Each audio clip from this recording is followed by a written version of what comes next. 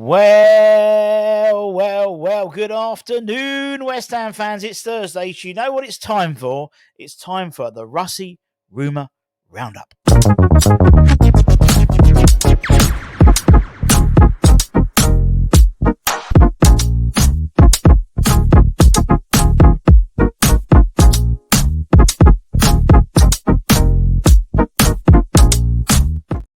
Yes, a very happy Thursday for you, my friends. We are on the way to the weekend with no football at all. How are we coping without? Actually, there is football. West Ham played Dagenham and Redbridge on Saturday at the Daggers. And also keep an eye on all our socials as per usual for the Sunday scavenger hunt. Where will Russy be? Who knows? But yeah, make sure. And also keep an eye, because I might do it on a Saturday. Might do Saturday scavenger hunt. Who knows? With our friends at Alloy Collectors. But it's Thursday. It is time for the transfer rumour roundup. And lots to talk about as per usual. I believe we have surpassed last year's player rating, player links. And as I said, warning all the time, we are not saying we are selling buying all these players. In fact, we have been linked with almost 170 players. So that's not going to happen. But what we do is recollate all the information so you don't have to. That's all. And give you the latest information as and when. So let's crack into it.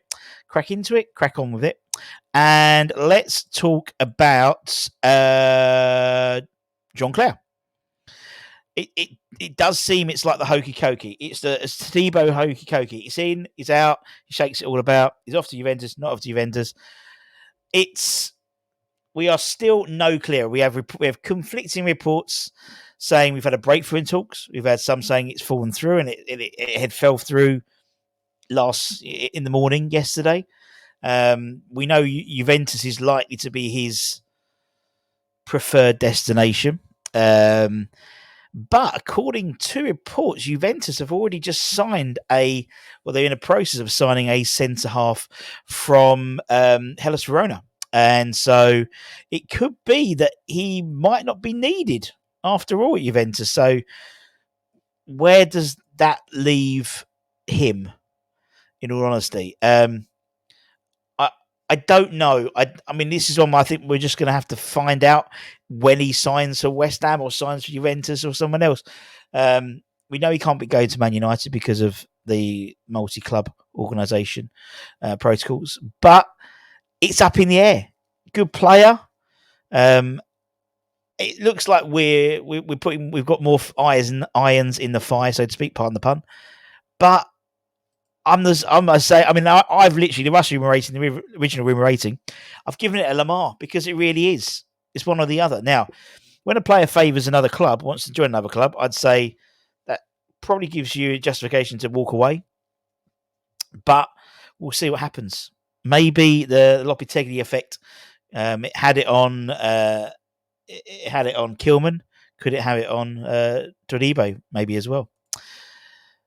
Let's talk about Alexander Sorloth. Now, we had apparently, it's been claimed, we put a bid in for about 25 million quid, which was dismissed out of hand by Villarreal for the 28-year-old Norwegian international who finished second in the goal scoring tallies for the Liga last year. They then point that we had that rejected, and they were pointing at actually we want 32. His transfer fee is 32. With the possibility of offering a deal, I think Holly's until 2030, which would make him something like 34, something like that by the time he finished the deal.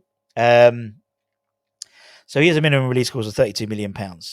But according to a report from Super Delaporte, it claims that the Hammers are battling mega rich clubs from Qatar to sign the player. Now, as I said, he's been on stunning form in Spain. I really think he does suit the Lopetegui style of play to a T. And you can see we were made aware of when Lopetegui signed that he had a number of targets he was interested in and obviously we'll be talking to Tim, and some of them were from La Liga, but weren't Spanish players. So maybe Alexander could have been one of them, having played in La Liga, but not obviously Spanish. He's 6'5". He's been capped by Norway 53 times. Last season, 26 goals in 41 appearances. In his career, 388 games, 131 career goals. He's a handful. He's a brute of a centre forward, and would be a towering presence for West Ham. But 28, 32 million quid, it seems a little steep. But as I said, Villarreal are trying to get their money's worth. I said he had a fantastic season last year for the side, so for the Yellow Submarines. So who are we to judge? If that's who they want, that's who we get, and then he gets our full support. He's a arguably, looking at his numbers, quite a clinical striker. He also had 6 assists, so 31 goal involvements last season in 41 games. So that's not a bad return at all in a struggling La Liga side, to be honest. I gave him a 6 out of 10, the Russy Rumour rating, the original Rumour rating, because when Qatar comes calling, when that, going over to the, all that money, it's a lot of money. Reiss Nelson, another name that's been on a lot of people's lips, including West Ham WHU employee, ex-WHU employee. According to him, Reiss wants to transfer. He wants to go to West Ham this summer, and he's made his stance very clear to Arsenal. He's not going to get minutes in Arsenal. He wants to move on for the benefit of his career. And according to X's reports yesterday, he said he's keen, and apparently his wages are around £75,000 a week for the 24-year-old. He thinks his career is stalling, so he wants to reinvigorate it. Does suit the profile of the players Tim likes to get in. He likes second chances, players with second chances, because they've got something to prove, and Reiss arguably would have. Good age. I think it just comes down to money, really, how much Arsenal want for him. I think they were quoted about 25 million quid, which seems, again, a bit steep, but he is homegrown, unfortunately, and it does come with that pedigree, and it does come with that, not pedigree, more of a levy tax, a homegrown tax. Crystal Palace also said to be keen following the sale of Michael Olise, but Nelson is hopeful a transfer to West Ham, his preferred destination, could be sealed before we go to America. Not the Arsenal trip, the West Ham trip, which will be, I think they fly out pretty much the weekend. I think it's at the weekend, later Sunday, after obviously playing Dagenham Redbridge at the Daggers, the Chigwell Construction Centre on Saturday. The Russy Rumour rating, the original Rumour rating, gives him a 6 out of 10. Maybe even a 7 out of 10. Maybe. Who's next? Let's talk about other wingers. Let's talk about... now, people are going to really... I'm going to butcher this name. I do apologise. Alex Saelemaekers, maybe. According to Gianluca Logari of Sport Italia, West Ham and Leicester have expressed interest in signing the AC Milan winger, but neither have gone so far as to make an official offer for the Belgian. At the moment, no agreement, but negotiations are apparently underway. Alexis spent last season on loan at Bologna, playing 32 games, scoring 4 goals and 3 assists. And that's towards the tail. He had some early injury issues at the beginning of the last season. As always with players we've been linked to be honest. There was some surprise within AC Milan that Bologna didn't make his loan permanent, because there was an option to do that. But the fact is, Bologna obviously changed manager, didn't they? So Bologna, Thiago Motta was the Bologna manager, now he's Juventus manager, and we'll talk about him in a bit. We'll talk about Matias Soule. And so you can see why that happened. So he returned to Milan, where he's training with his teammates under former West Ham linked manager Paulo Fonseca. Apparently, AC Milan will listen to offers for him. Nicola Sgrara, the journalist, has reported that Leicester and West Ham have shown interest, and he can leave for between 12 and 15 million euros, which obviously is significantly cheaper than Reiss Nelson, but I think Reiss is a better player.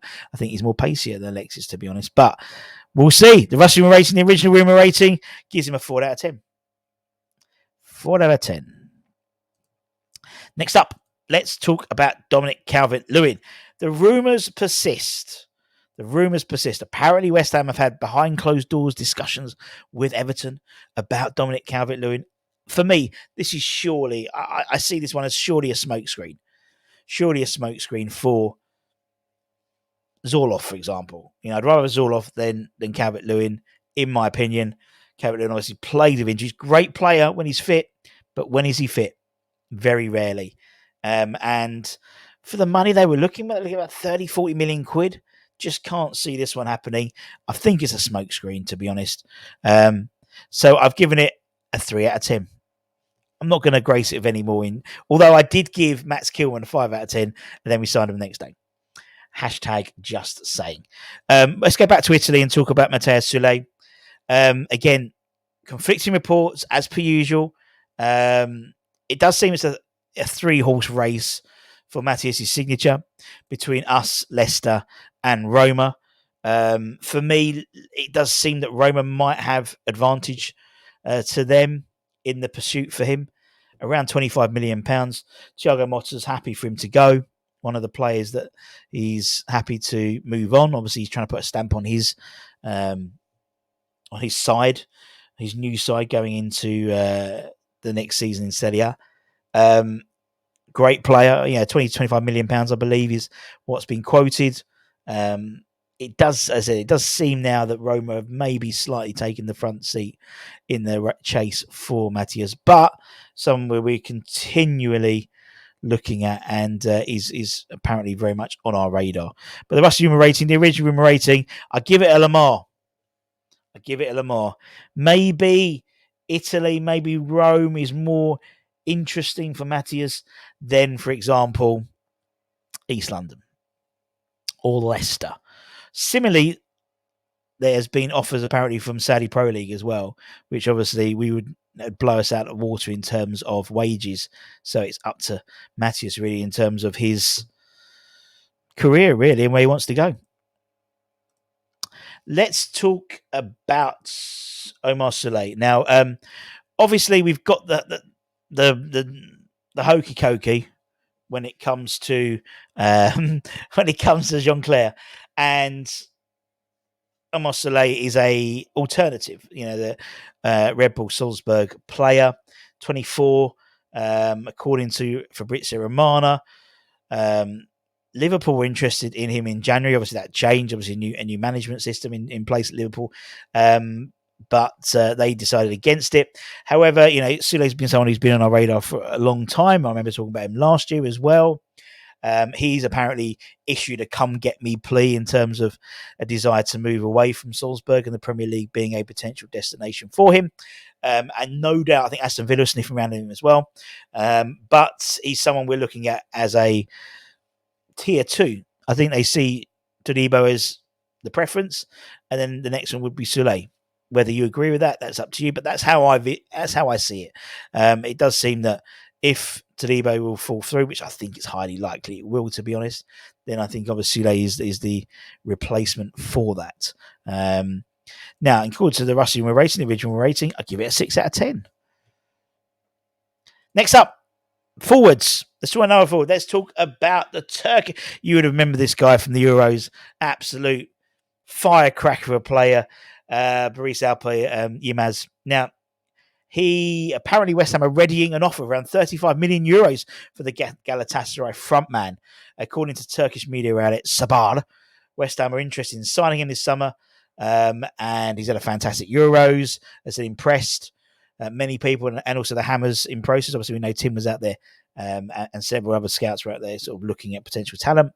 And because of that, the Galatasaray hierarchy have increased the value and looking at around 35 million euros for him. Obviously, we are in the midst. The whole thing about Galatasaray quite in transit in terms of a number of different transfers. Obviously, Wan-Bissaka, they were looking at Wan-Bissaka. We covering Wan today? I can't remember, but it doesn't like it's highly likely we might be getting him. But Galatasaray were interested in him, and they couldn't really afford him. Obviously, they were linked with Matias Soule, who could be a domino effect if we did get someone like Wan-Bissaka in. Maybe Soule could go to, because they have about the right money for him. And other players, obviously, Wilfried Zaha, we've been linked with, and someone else we're going to talk about in a minute. I mean, he is a bundle of energy. You know, apparently Arsenal and Liverpool also keeping tabs on the striker. Galatasaray are hoping to keep hold of him, but they may concede a price, say that the price is right, basically. So West Ham apparently interested in him. I think he's the type of player who'd really, I think, get West Ham fans. I think we'd really get on board with him. He just seems that type of player. Never gives up, relentless, a real West Ham work ethic, I think, in terms of the player. So he's a guy that interests me. He's a guy that excites me, I think, as a player, because he's a firecracker, and I love players like that. The Russy Rumour rating, the original rating, I give it a Lamar, because, as you'll see in a minute, we've been linked with so many players. I don't know, maybe it's just me, king of wishful thinking. And lastly, let's talk about another Man United player, Scott McTominay. Now, hear me out. Fulham have recently put a bid in for him, which was rejected. Apparently, Galatasaray also in the hunt, and wanted a loan with an option, which apparently Man United laughed out of laughed out of discussions with. Now, apparently, Scott is demanding around £10 million wages for whoever he signs to. He's asking for a new contract to Man United as well. And there comes a suggestion from several sources that West Ham are back in for him. Now, what's interesting is he was very much seen as a David Moyes player. He was David Moyes. He was a David Moyes player.